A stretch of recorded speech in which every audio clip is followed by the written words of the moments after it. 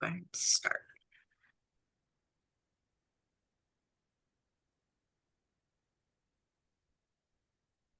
Good morning, everyone, and welcome. We're going to give it about 2 minutes just to give time for everybody to get into the webinar this morning and logged in.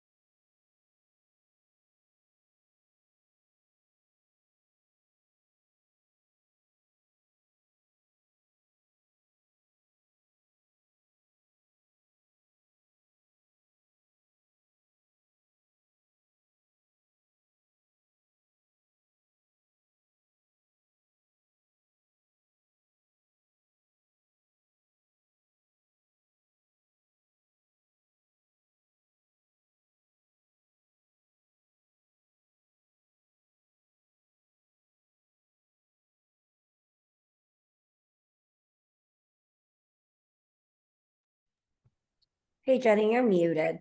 Yeah, sorry about that, everyone. So welcome and thank you for participating in today's webinar, Online Reviews 101. I am Jenny Tukeski, the Programming and Communications Manager here for the Better Business Bureau Midwest Plains. Just a couple of housekeeping items for you, just to let you know. We are recording today's webinar, and within 24 to 48 hours, we will send out a follow-up email to you with not only a link to the webinar, but the presentation information as well too, and our contact information. Also, if you have any questions, please put them in the Q&A portion or the chat, and we will go ahead and answer those questions throughout the presentation this morning. So with that, we are very excited and fortunate enough to have with us this morning Myra, who is the Executive Vice President of the Review Solution at Third Coast Interactive. Myra oversees the company's strategies and initiatives by working closely with global brands, collaborating with national associations and organizations that is compromised by business owners, and also manages the partnership with the Better Business Bureau. Today, she will be talking about how reviews can have a positive impact for your business, the best methods for answering reviews, and the effective ways to respond. So welcome, Myra, and it is all yours. Thank you, Jenny, and thank you everybody for joining us this morning. As Jenny said, I am the Executive Vice President of Third Coast Interactive, and we manage the Review Solution app for Better Business Bureau, which I'll be talking about shortly. Okay, and so while I have you guys here today, let's start talking about why online reviews are important. I feel like businesses nowadays instinctively know that online reviews are impactful for their business, but here are just some numbers to really drive that point home. Just so you know, this is from Bright Local's Local Consumer Survey in 2024, and they're actually going to come out with an updated version for 2025 shortly. So these numbers may change, but not by a lot, because I'll tell you, I've been doing this for at least 5-6 years now. And the numbers just start to, actually they go up as opposed to coming down. And so the most recent iteration has it where 97% of consumers are reading online reviews. And so essentially, you can assume that everybody reads online reviews for local businesses. And in fact, 41% use 3 or more review sites when they research these businesses. And so it's not enough to have reviews on one site. Essentially, You have to have great reviews on multiple sites because consumers are looking on those sites when they're doing their research. Okay. And of course, it's not enough just to have a lot of reviews because most, if not almost all of consumers care when a review was written. As you can see here, 93%, according to the same consumer survey that I'm referencing, care when a review was written. And over a quarter of customers expect to see reviews from the past 2 weeks. What I do when I do these webinars is I encourage everybody who's watching to think about their own behaviors as a consumer, because everybody who owns a business or is employed by a business also patronizes other businesses. And so if you really think about it, it makes sense that consumers want to see reviews written from within the last couple of weeks because so many things change within a business now that you want to make sure that your experience with the business is going to be similar to the reviews that you're reading. And so somebody who patronized a business a year ago is probably not going to have as similar of an experience as somebody who was there a couple of weeks ago. Okay, and of course, everybody knows a star rating matters, but to what extent, you'll see here that 71% of consumers won't even consider a business with a 3-star rating or lower. And again, think about your own behaviors when it comes to researching businesses. And if you truly don't know anything about the businesses that you're researching, you'll probably narrow it down to businesses where they don't have a low star rating. So anything above or below a 3-star rating, you probably won't even consider, right?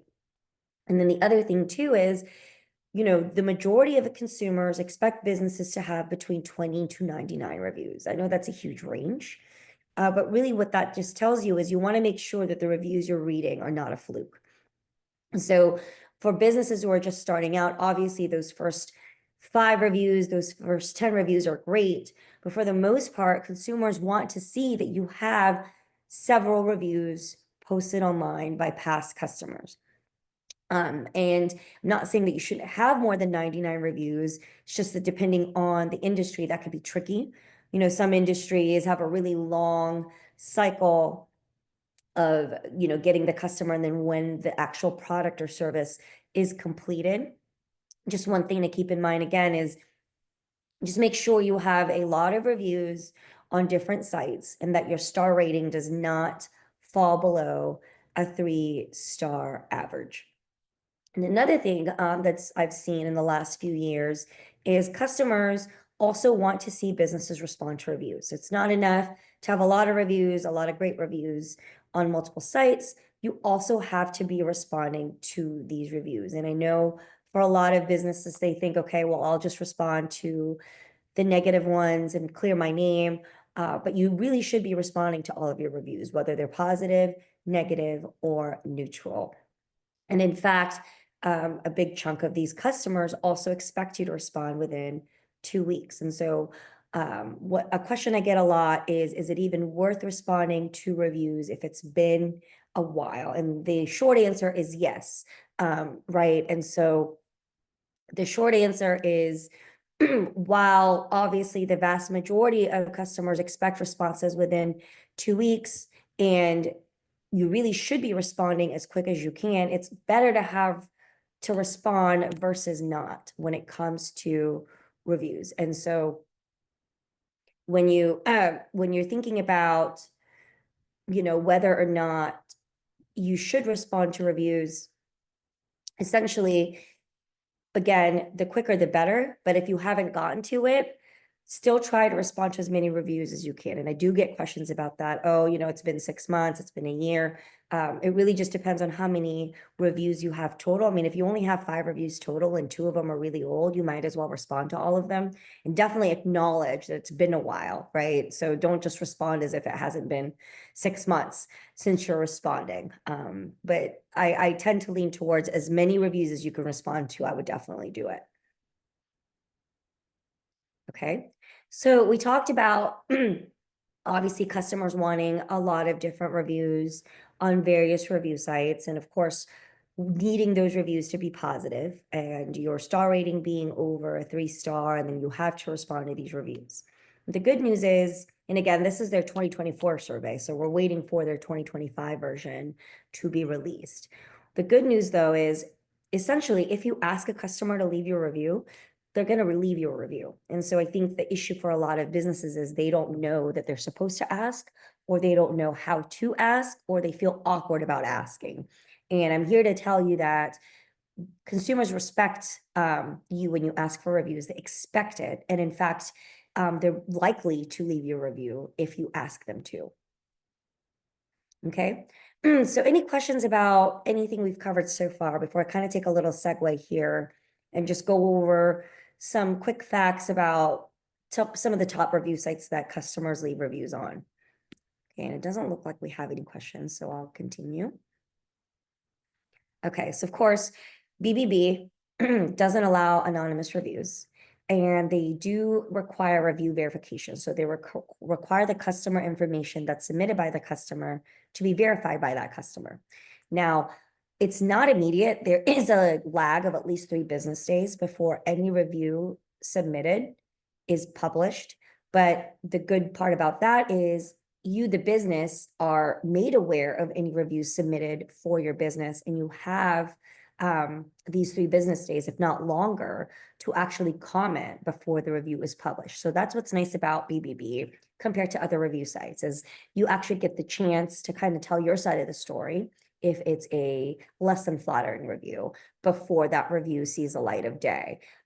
You can also dispute if a review was even left by somebody who even had a marketplace interaction with your business. And so part of the reason why BBB lets businesses know that they've received a review for their business is so the business can say, actually, I've never had any kind of interaction with this customer, right? Because maybe it could be a competitor, it could be a disgruntled employee, or it could just simply be somebody who's mistaken about the business.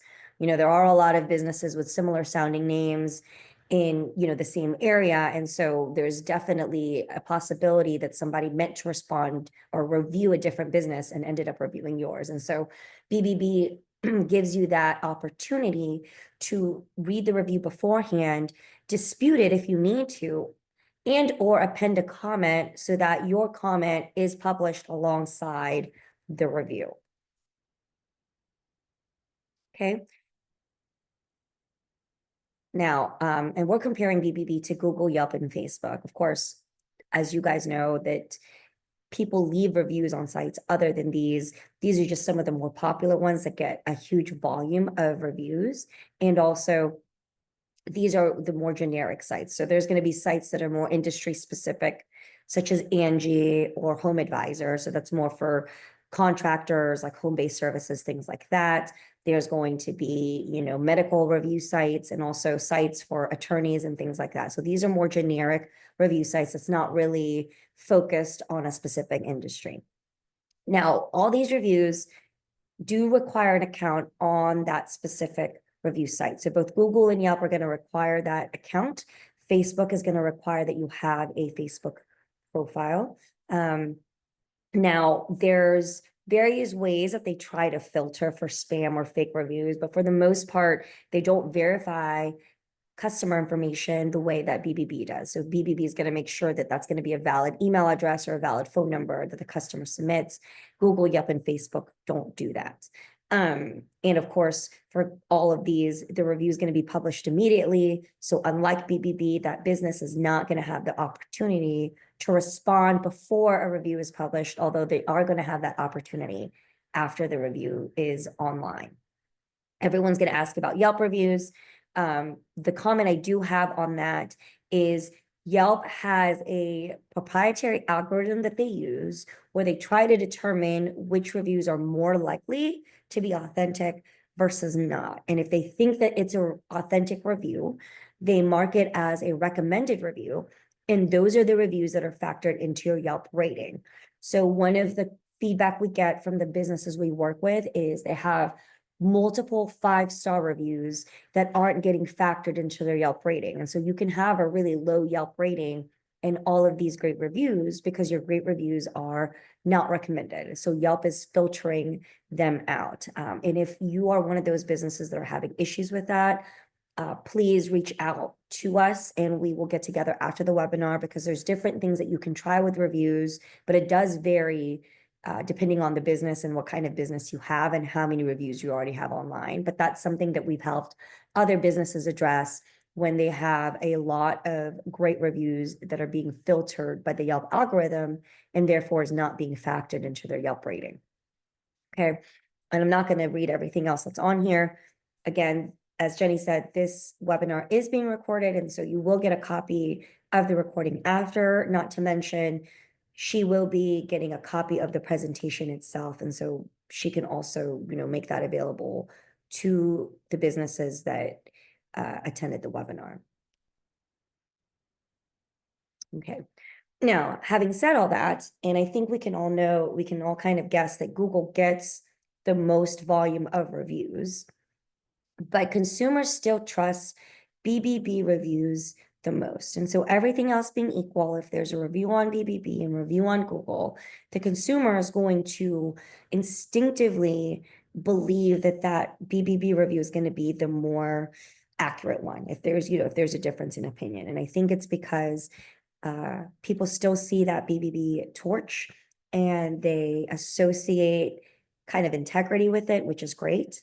The other thing too is I think people understand that, of course, Google is going to have kind of that dominance in reviews because they are the #1 search engine. Everybody uses them to conduct their online searches. And so because of that, they're going to get the majority of the reviews just because people see the Google profile when they're doing research on businesses. The nice part about BBB reviews, not being so many of them, and they're the most trusted, is that it takes not a lot of BBB reviews to really have an impact on the consumer. So while a consumer might expect at minimum, 30 or 40 reviews on your Google profile, 5 really good BBB reviews on your BBB profile can have just as much, if not more, of an influence on the consumer's opinion. And so the BBB knows this. And because they know that not only are BBB reviews, the most trusted by consumers, and that reviews are important, they've partnered with us, the Review Solution, to provide accredited businesses with an app that specifically helps them get more customer reviews, and in this case, more BBB reviews. Okay, and so it's very simple. It's an app that you, the business, downloads, and not just you, the business, but everybody within your business. So you can have as many of your employees download this app, and in fact, as many of them as you need to, which I'll address very, very shortly. So anybody within your company that's having any kind of interaction with businesses can have access to this app. And this is what it looks like when you open it up. All you have to do is put in your customer's name and their phone number and hit send. That's it. So it will take you maybe a minute at most. And it can even, take you quicker than that, because we have an integration on the app where if you want to give the app access to your phone contacts, you can actually just start typing in a customer's name, and it gives you the option of everybody within your address book that matches that name, and you can select the person you want to send that review request to. So again, if you use this feature, it'll take you maybe 15 seconds to leave or to request a review. I will point out that if you don't want to give the app access to your contacts, you don't have to, and you can continue to type in your customer's name and phone number manually. But this is just a way to make the process be quicker, essentially. Okay. Once you put in their name and number, that customer is going to receive a text message that's requesting a review instantly. Okay. And that text message is going to be personalized with their name, essentially whatever name you typed into the app, and your business name. So in this situation, you can see it's my name, Moira. Thank you for choosing my company name, Third Coast Interactive. Would you be so kind as to leave us a BBB review? And that's it. So up until this point, you, the business, have just typed in your customer name and phone number and hit send, and the customer has just received a text. So this whole process has maybe taken a minute, and all the customer has to do is click the link in the text, to be able to write you a review. And that's it. And so what we really aimed for with providing this app to businesses is to make sure that the process is as simple as possible, not just for the business, but also for your customer.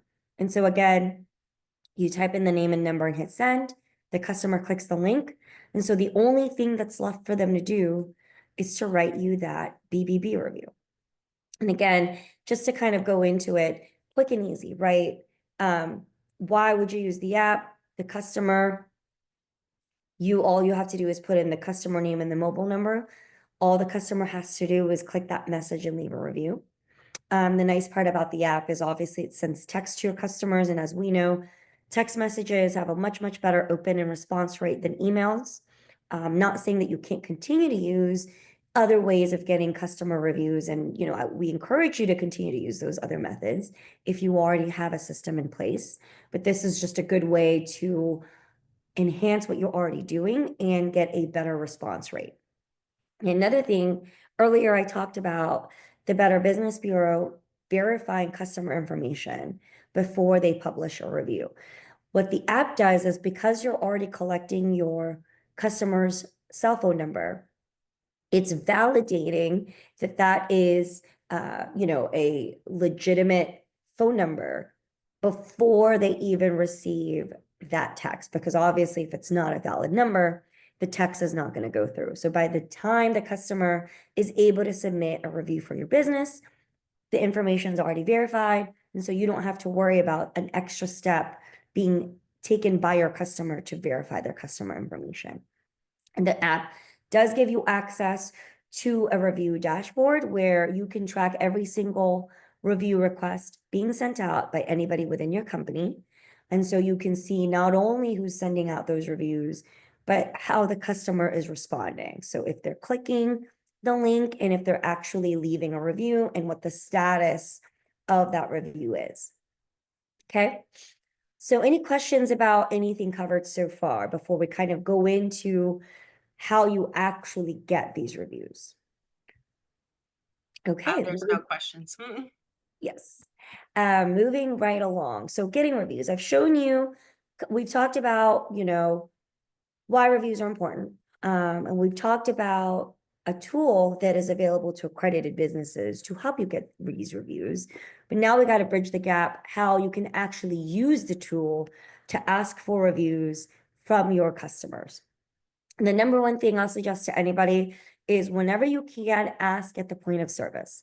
This is going to be when your customers are the happiest with your product or your service. And again, I encourage you to think about when you interact with businesses and when you are at the happiest with whatever service or product you've just received from them. If I ask you to think about today, businesses you interacted with a week ago or 2 weeks ago, you're probably going to have a hard time remembering all of them, all the service that you received, and maybe even any products that you purchased, right? And so, however, if you're unhappy with a business, and let's say you went into a restaurant and the server that you had was incredibly rude and spilled wine on your clothes and didn't even apologize, you're probably still thinking about that, whether that happened, 2 or 3 months ago. And so especially for your satisfied customers, it's really good to ask for that feedback right at the point of service, just because that's when the experience is going to be the most prescient in their mind. And the further away you get from that interaction, the less likely they are to submit a review, especially of their own accord for your business. And one thing I do want to point out is you don't have to have face-to-face interaction with your customers to be able to take advantage of that fact. So it could be when you have that interaction with them on the phone. So, we do have businesses that follow up with customers with a phone call after they provided a service or a product. And that's also a really good time to ask for a review.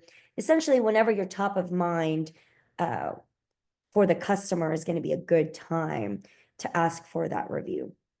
And then a good kind of adaptation of this is something I call the perfect walk, excuse me. And it's something that especially contractors can take advantage of. And it looks something like this. And so I like to use a carpet cleaning company. I don't know why. I've been using them as a example for years now. But let's just say you finish cleaning a customer's carpets. You're at their home. You're done finishing a carpet or cleaning their carpet. You think it looks great. You take them aside right before you leave and you tell them, hey, customer reviews have actually become very important to businesses like mine. Would you mind leaving us a review? And this is where you pull out your phone or your iPad or whatever tablet you have, whatever, basically whatever mobile device you have the app installed on, and you put in their name and their phone number and you hit send. And then the customer receives that text message requesting a review. Now, at that point, you've already accomplished a couple things. Number one, especially if they have their phone on them, you can hear or see them receive that text. And so the customer knows that you know they received that text from you. And so there's already kind of that implied obligation to do something with it. And so you let them know, hey, go ahead and open up that text and let me know if you have any questions about filling out that review. And then this is the part that's very important. You tell them that while they're doing that, you're going to take one good look around and make sure everything looks great one last time. And this part is important because what happens to this part is you're not standing there awkwardly while your customer is leaving your review. And then they don't feel pressured to leave you, a fake review just because basically, I wouldn't say a fake review, but a review that's not necessarily authentic to their experience just because you're sitting there looking at them, right? And so, and then of course, actually take this opportunity to make sure everything looks good, make sure you didn't leave any tools behind, you didn't make a mess, you didn't forget a step. Essentially, just double check and make sure that the service you've provided to your customer actually does abide by the standards that you uphold yourself to. And then give it a few minutes, come back to your customer, ask them if they have any questions about the review process. Ideally, they would have written you a review in that time that you were gone. And so before you even leave the customer's house, you would have already received a review. Now, again, this is the easiest to adapt if you're, kind of a contractor or a home-based service type of business, but feel free to adapt this approach as needed. And if you're a specific business and you want to be able to use this approach, you can definitely contact us at The Review Solution, and we can come up with kind of a strategy for your customers, depending on how you typically interact with them.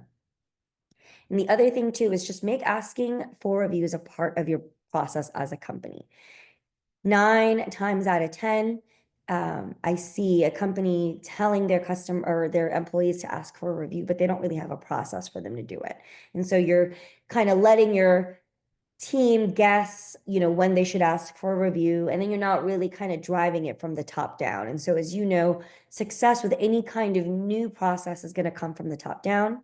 You make it part of something that they do every single time, just like clocking in, just like submitting their invoices, just like whatever steps you already have in place for them as an employee makes it a lot easier for them because they don't have to think about it. It becomes second nature.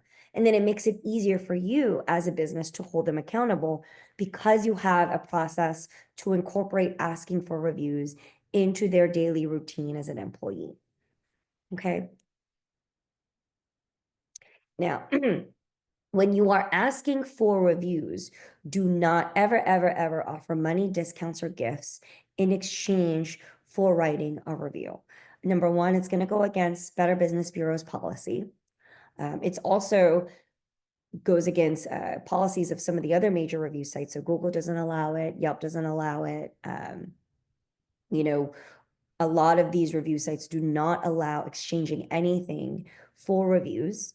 And so the worst thing or the best thing that can happen is the review just doesn't get published, right? Or the review gets deleted.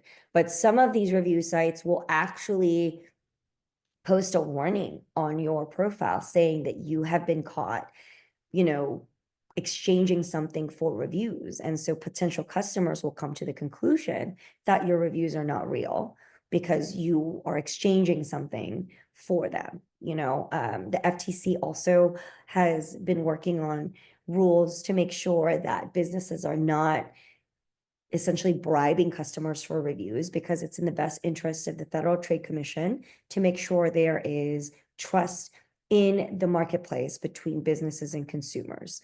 And if consumers think by and large that businesses are essentially allowed to buy reviews, and then that trust is eroded and nobody's going to trust any kind of online feedback anymore. They're all going to assume it was bought and paid for. Now, there is a slight exception to this, and it's if this is common in the health and wellness and kind of beauty industry, but you can also see it apply in some other industries where you're offering like a new product or a service and you want people to review that product or service honestly to determine if you're going to continue to offer it. In that case, you are required, or the customer is required to clarify that, to explicitly state that at the beginning of their review, that they were offered a product or service for free in exchange for their honest feedback. That again, I'm sure you've seen businesses offer $50 off of something for a review. And just because businesses do it doesn't mean it's allowed. And if those businesses were ever caught, there are consequences to those types of reviews. So I do want to point that out and just stress that, because I also get that question a lot. Okay, some other best practices that we've about reviews, and I want to make sure that you guys understand this is going to depend on the kind of business you have and how big your business is and your staff. Again, give everybody or almost anybody in your company the ability to request reviews. And I say this is essentially everybody that ever has an interaction with a customer or potential customer. And I say that because sometimes, even if you're giving great service, your product is a great value, if the customer, even the person they first spoke to on the phone, maybe wasn't the most polite, was having a bad day, that's going to color their perception of your business. And so it's important to give everybody in the company the ability to request reviews, and the app allows that. So you can have the app downloaded onto as many different devices within your business as you need to. Okay. Typically, it's also easy to just put one person or department in charge of responding to reviews. That doesn't necessarily need to be their sole responsibility, especially for smaller businesses. I understand you only have a staff of 5 or 6.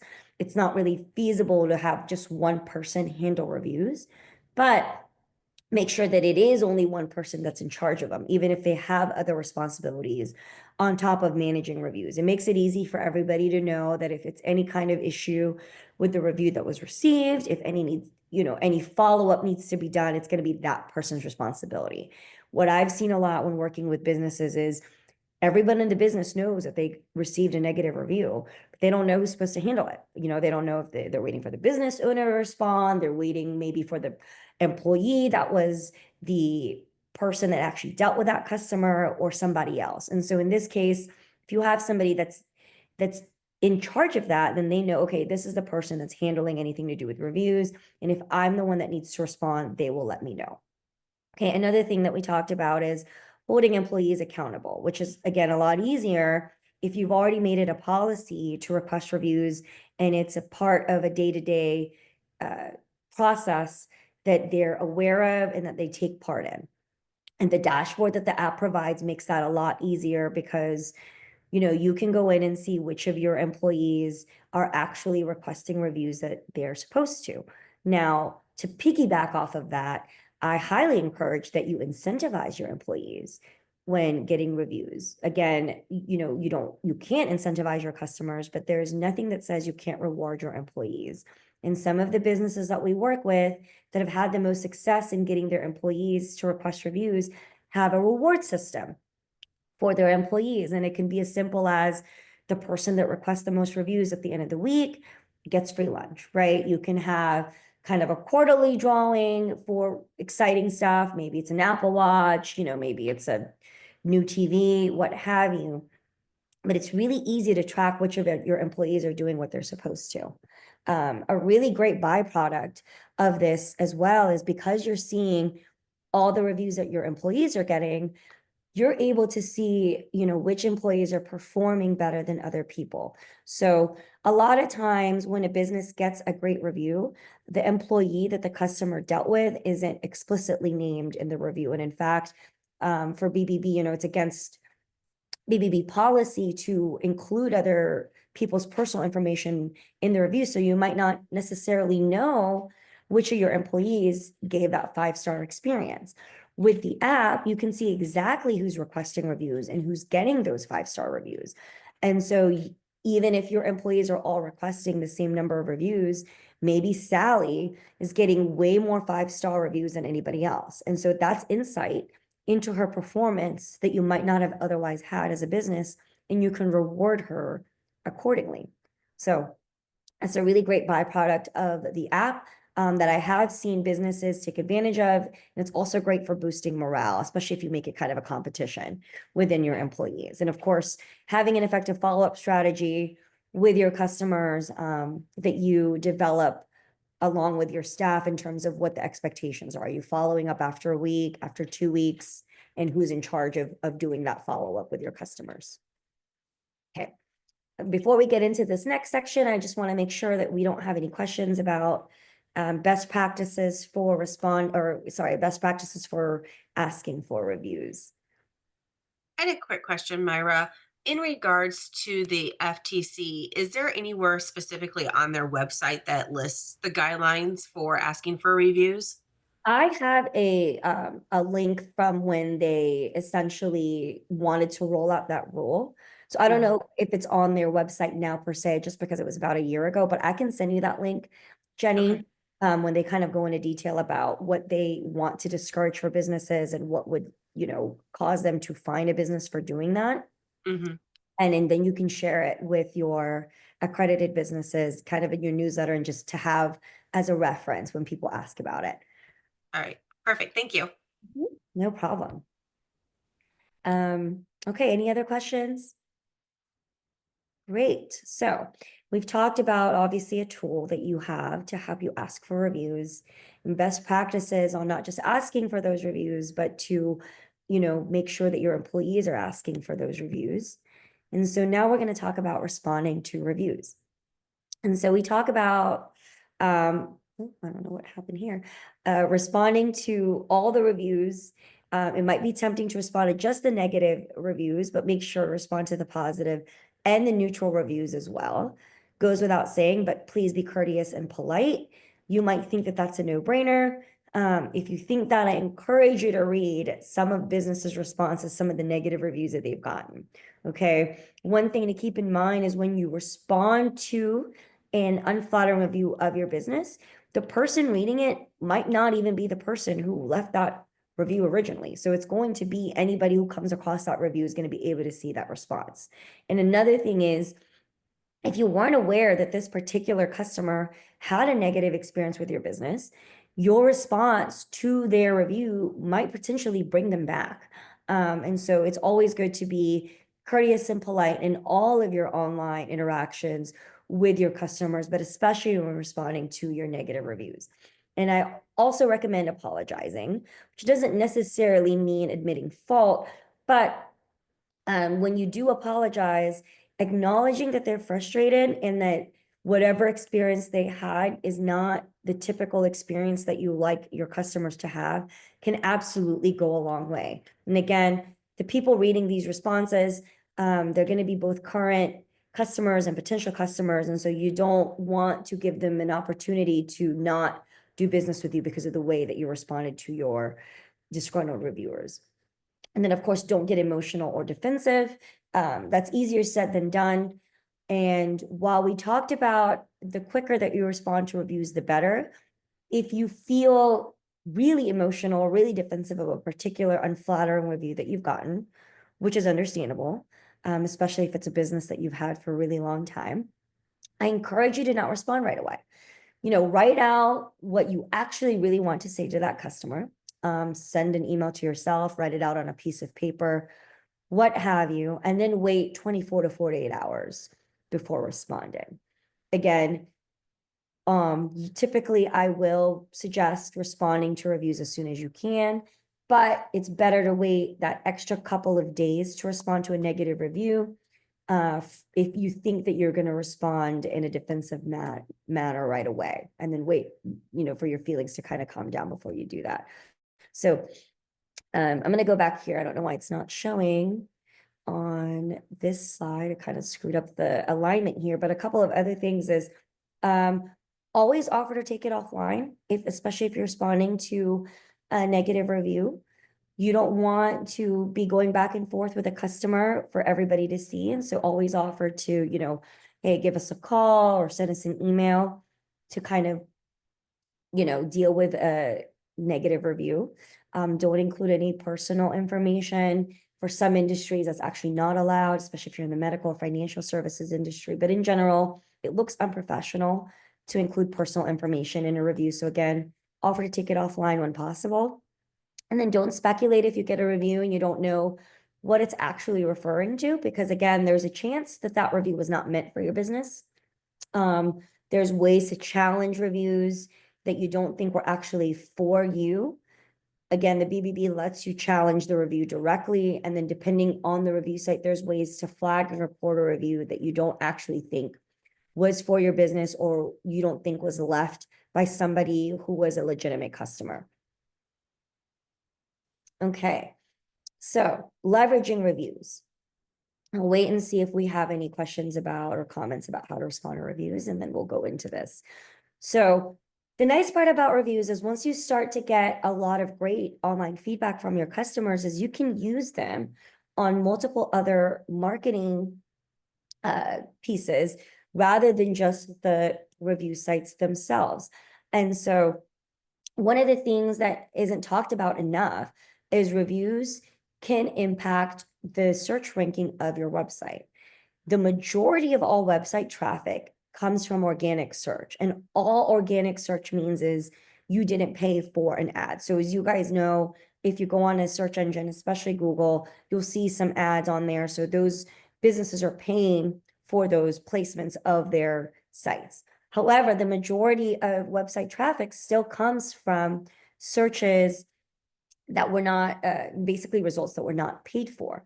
And so in combination of this is review sites such as BBB, Yelp, Facebook, they carry a lot of weight with search engines because they're considered trustworthy sites. They're reputable. They're not spammy. And so online search engines tend to weigh them a lot, especially when it comes to Better Business Bureau. So BBB has a lot of weight with search engines. And so referral traffic from these review sites can go, significantly bolster your SEO. So if you're paying for SEO, I'm not saying stop paying for your SEO, but essentially great online reviews are free online advertising. So if you put all this together, people are still doing organic search, so not paid for. They're coming across your site if you're not paying for any ads. They see your reviews, especially on BBB. They look great. Their next step is going to go to your website because they want more information about your business.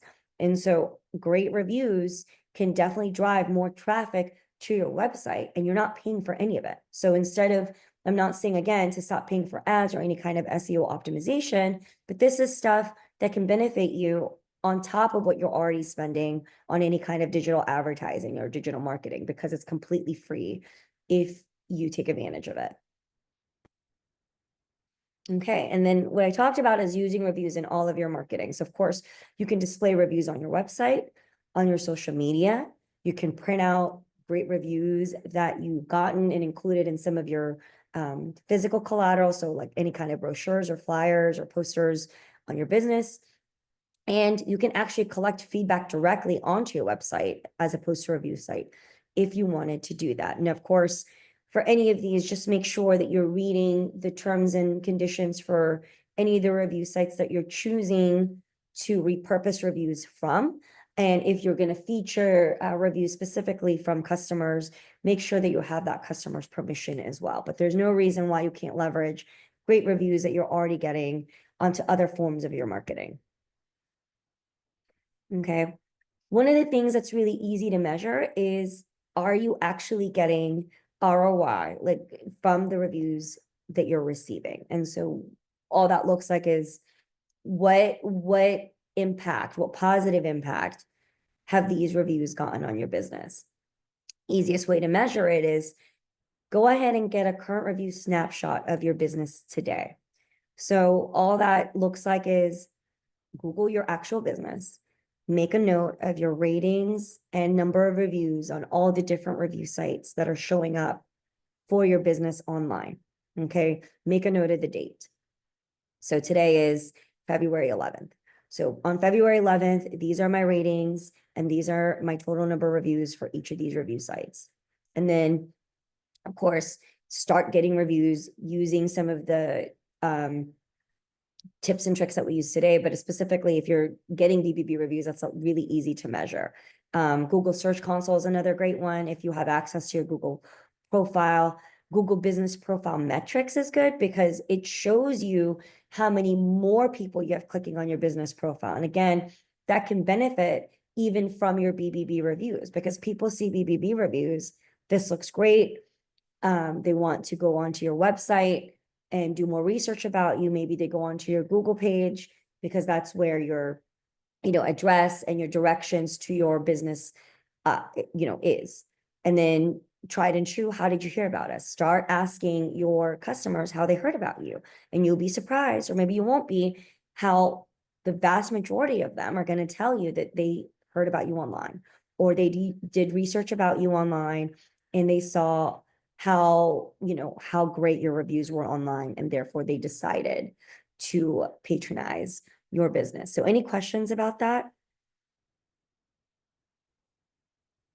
Okay, really quickly, and this is really all you need to know. So everything that I've talked about in terms of the app itself, getting reviews onto your BBB by text message to your customers is 100% free to you as an accredited business.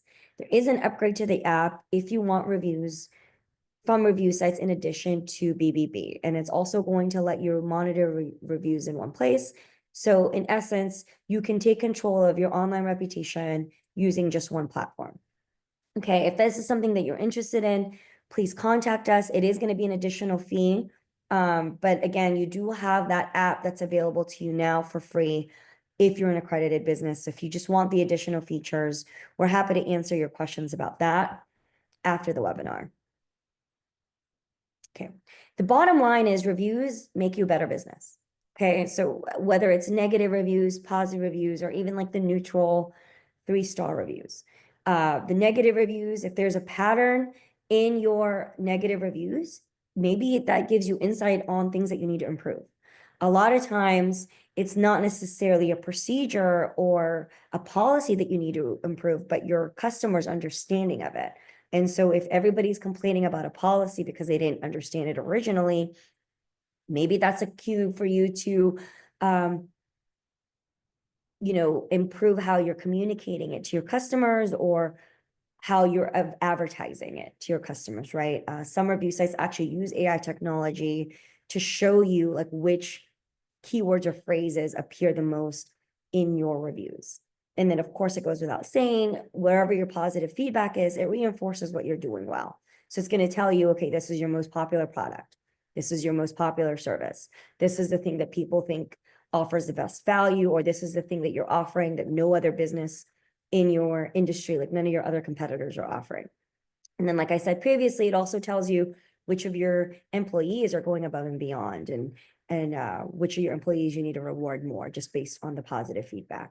Okay. And neutral reviews can reveal the easiest areas to improve. So sometimes it's hard to go from a 1-star to a 5-star, but it's a lot easier to go from a 3-star to a 5-star. And so this is going to be that low hanging fruit that, is going to require a little less effort to improve, to go from that 3-star experience to a 5-star experience for your customers.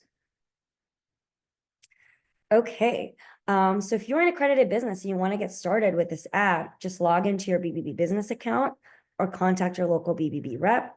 And if you're not currently accredited and you would like more information, of course, please contact your local BBB office. Okay. And then this is going to be the information for our business. So if you have any questions about anything that we talked about today, I know I mentioned some stuff that, we can help your business with, whether it's coming up with a process for your employees to ask for reviews. If you have a question about a review site that's been giving you issues, or if you have a question about the premium app, or just, using the app in general, this is our information. You can call our toll-free number, 888-649-6140. Email us at support@thereviewsolution.com or the website yourcustomerreviews.com. Okay, and I'm going to turn it over to Jenny here. Thanks, Myra. All right, so just a couple of things just to let you guys know. We have our business newsletter. If you have not signed up for this, please go ahead, scan the QR code. A link will be in that follow-up email for you as well. But with the newsletter, this is exclusive just to accredited businesses. And with it, it comes out on a monthly basis, letting you know about updated news going on within the Bureau, but also scam information, local events that are taking place, and webinars, as well as industry insights and the discounts that we offer for different programs. So please go ahead, get signed up for that. It's a lot of great information that comes out each month. Next slide.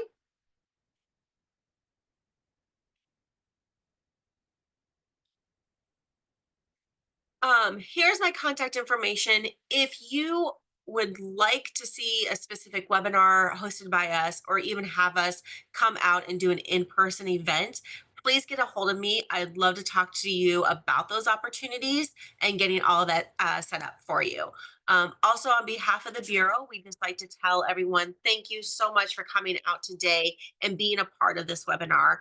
We hope that it gave you great insight in regards to reviews, how to respond the proper way to reviews, but also with it, you being able to utilize this wonderful tool that Review Solution has. We also ask for your feedback. Again, here is just a quick survey for you to go ahead, scan that QR code. I will put that link in the follow-up email for you. Let us know how it was today. Did it meet your expectations? Let us know what you would like to see or us approve upon. We're always wanting and willing to be the best and do better. So we appreciate your feedback for that.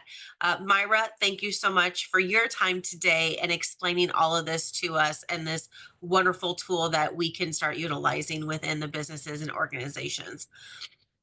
With that, if nobody has any further questions, we thank you again for being a part of this webinar today, and we look forward to seeing you again here soon. Have a good day, everybody.